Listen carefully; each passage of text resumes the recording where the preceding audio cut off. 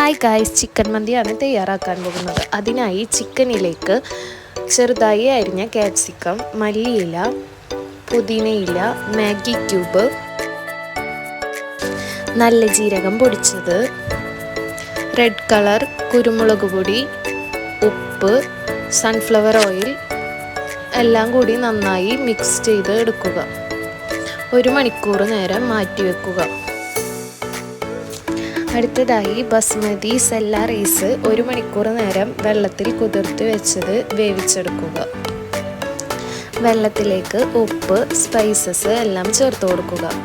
അതിനുശേഷം അരി ചേർത്ത് കൊടുക്കുക. അരി വെന്തതിന് ശേഷം ഊറ്റിയെടുക്കുക. അതിനുശേഷം ചിക്കൻ വേവിക്കാനായി വെക്കുക. ചിക്കൻ തിരിച്ചും മറിച്ചും 30 മിനിറ്റ് നേരം വേവിക്കുക. അതിനുശേഷം വേവിച്ച് വെച്ചിരിക്കുന്ന റൈസ് ചിക്കനിലേക്ക് ചേർത്ത് കൊടുക്കുക.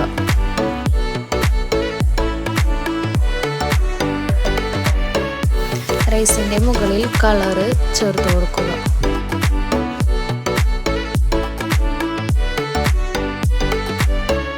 ചാർക്കോൾ വെച്ചതിന് ശേഷം 15 മിനിറ്റ് ലോ ഫ്ലെയിമിൽ അടച്ചു വെക്കുക.